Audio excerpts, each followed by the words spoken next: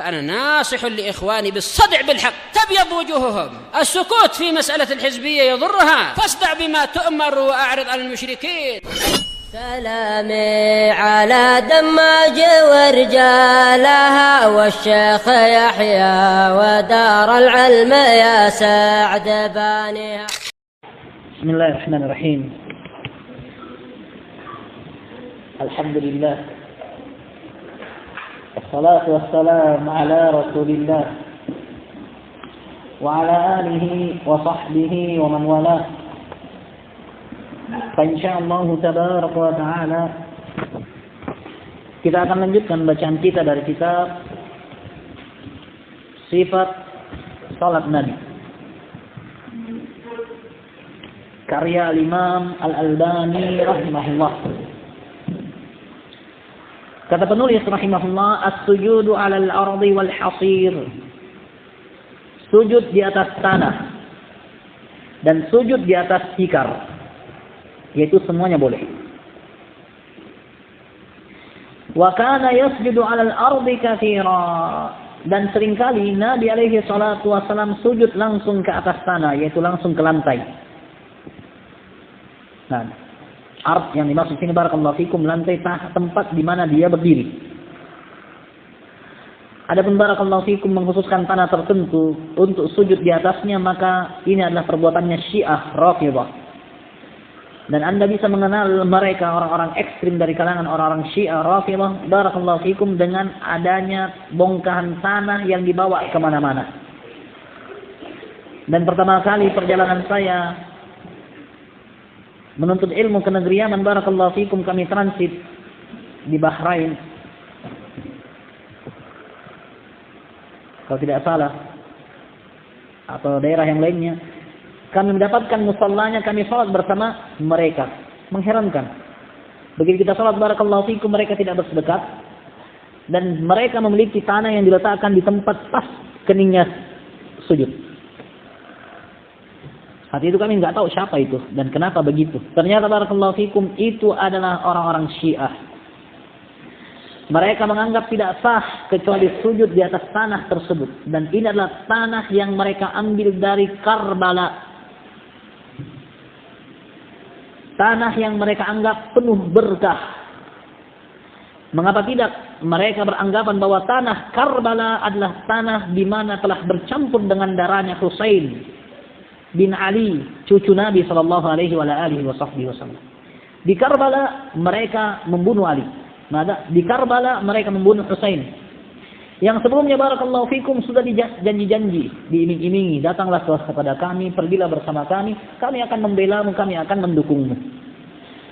Ketika Husain bin Ali bin Abi Thalib menuruti mereka dan pergi menuju Irak, setibanya di Karbala, dia bertanya kepada orang-orang yang bersamanya, apa nama tempat ini? Mereka mengatakan Karbala. Husain radhiyallahu anhu mengatakan, inna lillahi wa inna ilaihi raji'un, musibah. Kenapa barakallahu fikum? Karena ini adalah tanah yang disebut karbun wa balaun. Karb suatu kesedihan, bala musibah. Di situ beliau dikhianati. Di situ yang membunuhnya adalah orang-orang yang kasih janji akan membelanya, yang mengatakan nahnu syi'atuk, kamilah kelompokmu. Nahnu syi'atuk, kamilah kelompokmu.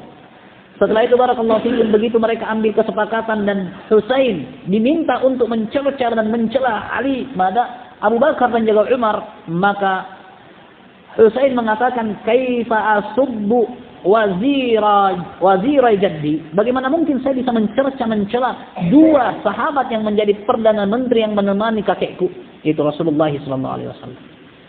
Maka mereka mengatakan, idan rafadnaka, kalau begitu kami akan tinggalkan kamu. Husain mengatakan, fa antumur Rafidhah, kalau begitu kalian Rafidhah, orang-orang yang meninggalkan saya. Disitulah Rafidhah dikatakan Rafidhah.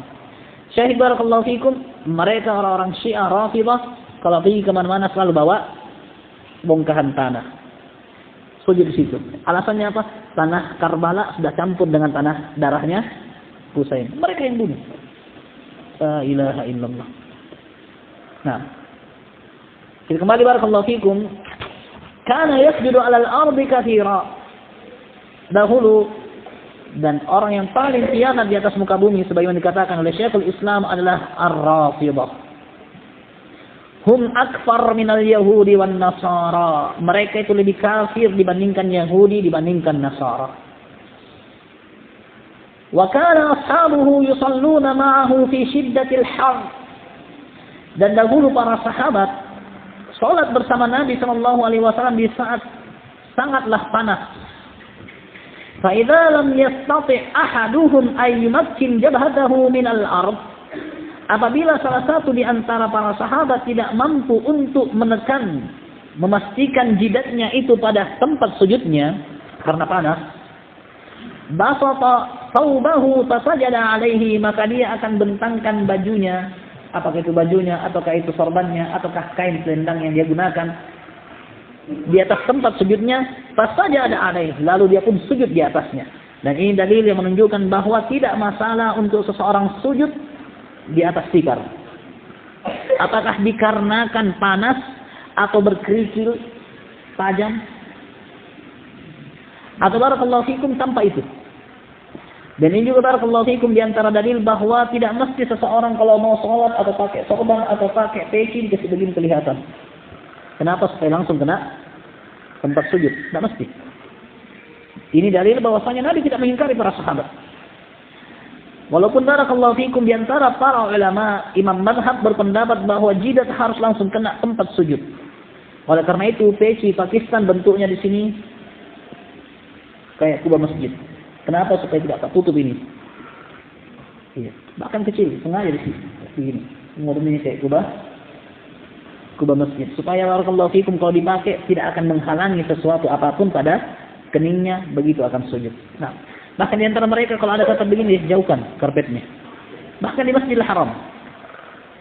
Dan sebagian barakallahu fikum orang Aljazair sempat menjumpai saya dan nasihati saya, kenapa pakai sorban begini? Tertutup itu keningmu. Nah, saya katakan apa dalilnya? Dia sebutkan hadits Abdullah bin Abbas bahwa Nabi mengatakan saya diperintahkan untuk sujud pada 7 anggota sujud, kening dan hidung. Katanya ini kening. Baik. Saya tanyakan kepadanya, lalu bagaimana dengan hadits bahwasanya para sahabat bentangkan pakaian? Katanya itu perbuatannya sahabat. Saya katakan kalau kau sujud dengan anggota sujudmu, kau buka lututmu atau tidak?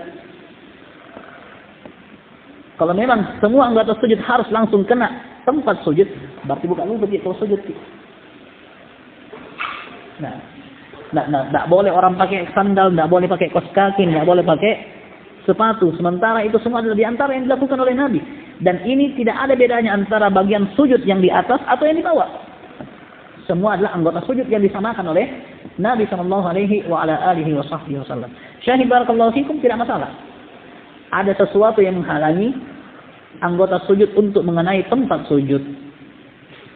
Wa kana yaqul waj'ilat al-ardu kulluha li wa li ummati masjidan wa tahura.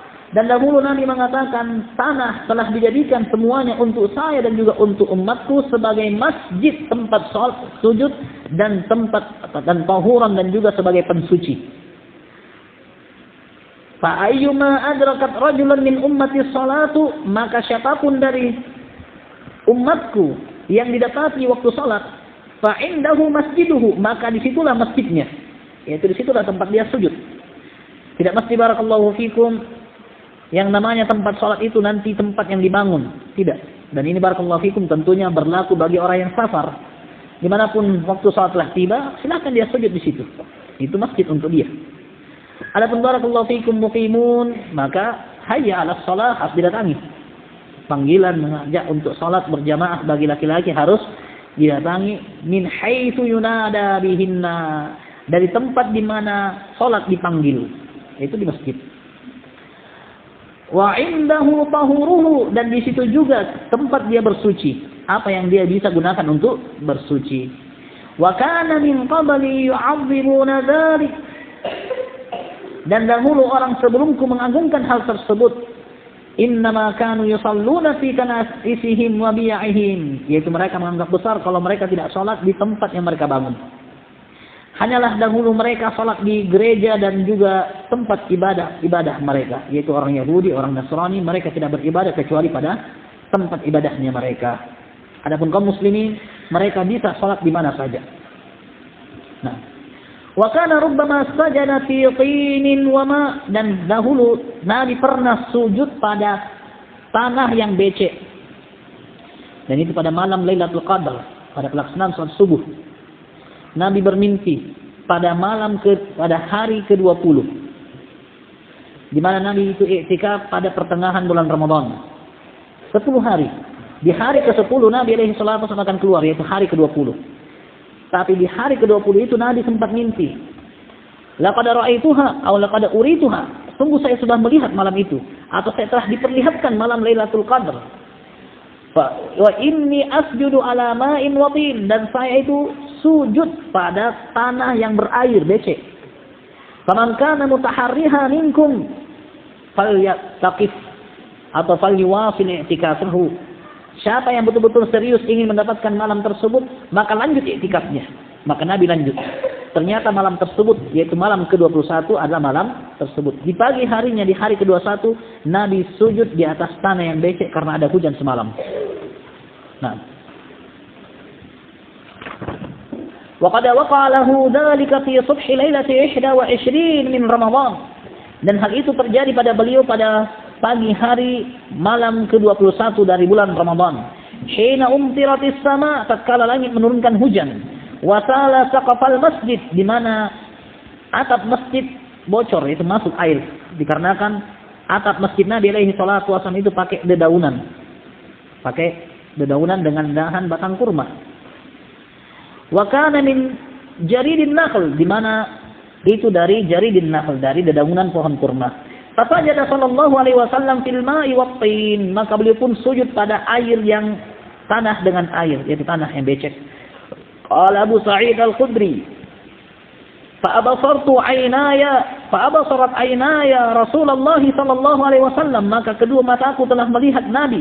Wa ala jabhatihi wa anfihi atharul ma' wa tin, maka di atas kening dan hidung Nabi ada bekas air dan juga tanah.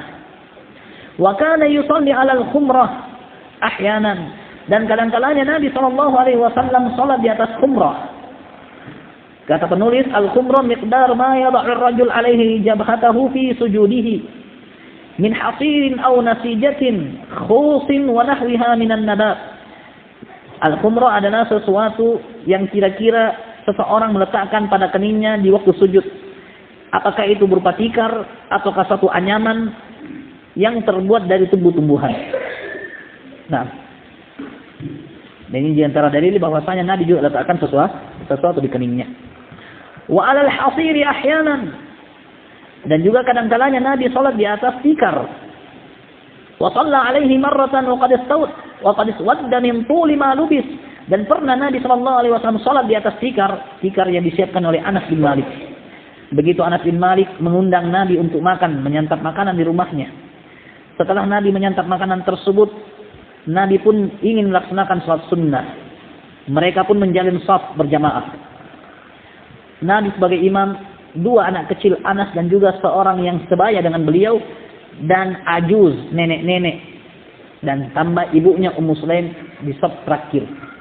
Kata Anas bin Malik radhiyallahu anhu, faqumtu ila hasirin qad swadda min tuli ma lubis, maka aku pun pergi bangkit mengambil satu tikar yang sudah menjadi hitam karena malu bisa diperselisihkan apa artinya. Malu bisa, ada yang mengatakan nafi karena tidak pernah dipakai, menghitam. Sebagian lagi mengatakan malu bisa masdariyah, yaitu menjadi hitam karena sering sekali dipakai, kotor menjadi hitam. Apapun itu, barakallahu fikum, Nabi salat di atas tikar tadi. Nah, ini barakallahu fikum yang berkaitan dengan sujud, bahwa boleh sujud langsung ke tempat sujud, sebagaimana boleh sujud menggunakan pengala, dan semua itu barakallahu fikum sah-sah saja. Naktafi subhanallahi.